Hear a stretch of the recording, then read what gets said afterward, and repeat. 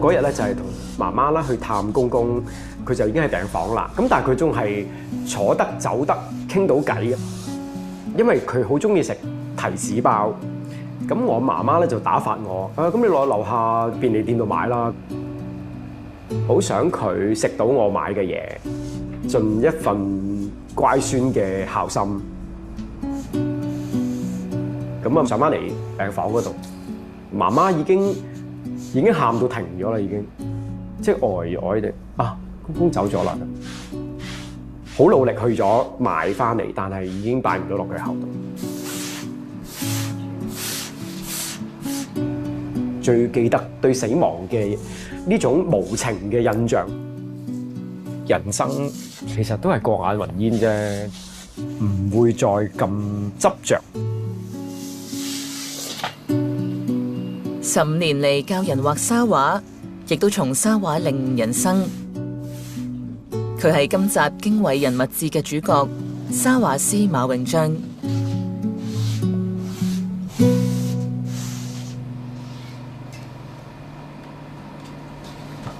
50歲嘅馬永章，大專嘅時候修讀平面設計，畢業之後做過服裝設計同埋教畫。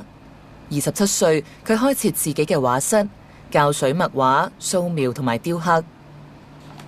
15年前，一間機構打電話嚟邀請佢開班，教佢從來都冇學過嘅沙畫。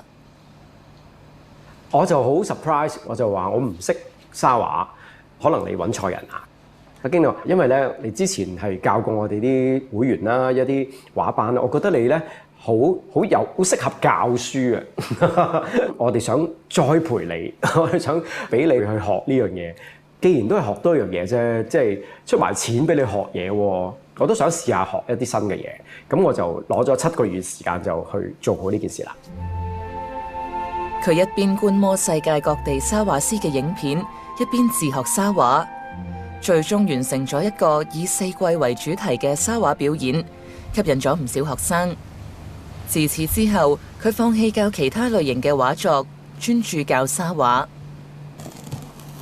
佢話嗰7個月嘅自學，唔單止學識點樣畫沙畫，仲改變咗佢嘅人生觀。我第一次拎起啲沙，我覺得好奇妙，因為用筆用顏色畫落個紙同埋畫布嗰度咧，我哋係加啲嘢落去嘅，你唔會抹走啲色噶嘛。咁但係沙咧係超通嘅，真係要抹走啲嘢，再加啲嘢。我以前咧唔中意抌嘢嘅，越學得沙畫耐咧，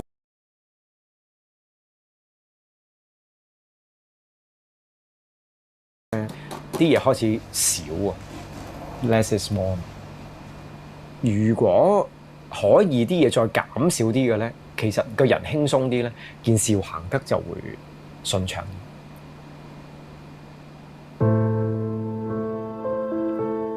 馬永章13歲嘅時候，父母因為性格不合離婚，之後佢就要代替媽媽喺屋企嘅角色，打理家頭細務，又要照顧細5歲嘅妹妹。突然間要成為一個小管家咁樣，即係屋企啲嘢你要管啊，油冇晒啦，咁你要買啦，豉油冇啦，糖啊要邊度買啊？以前有石油氣噶嘛，要點樣訂啊？全部都係由零開始。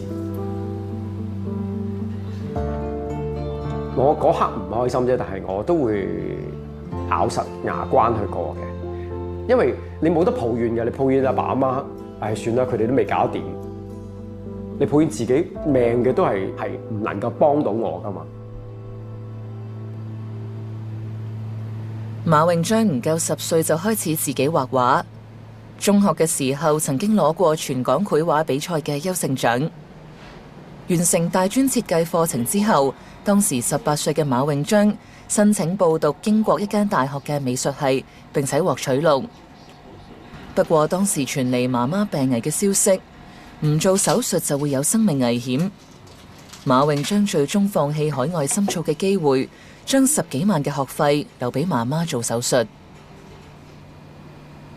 我係好想讀嗰個書嘅，不過如果我剔咗呢一個讀書咧，我係要背負住一世咧，就俾人督呢個死仔包啊，攞咗錢去讀書就唔理個阿媽，翻嚟千夫所指咁樣。咁但係突然間埋門嗰一腳，覺得喂，你咪玩嘢啊？點解唔俾我走啊？發現原來人生係唔係一定順你嘅心意去做嘅。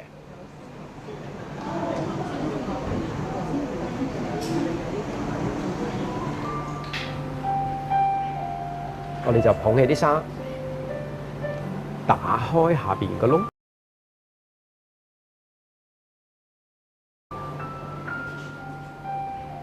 去到最後咧，啲沙咧就會慢慢咁樣流晒嘅。呢一日，馬詠將逐一邀請學生喺沙上面畫出自己最想見到嘅人。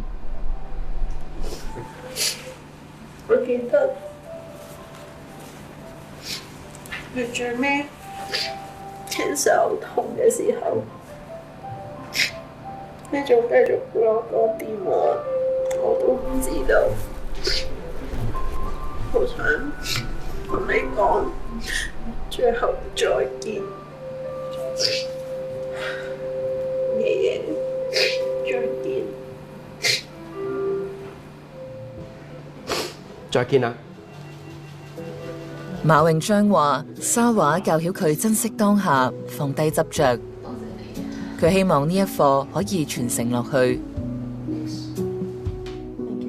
沙畫就係你唔抹走佢咧，你就唔能夠再畫嘢。其實與其都唔會帶走到啲嘢，咁點解唔早啲去學，去捨棄咧，或者放手咧？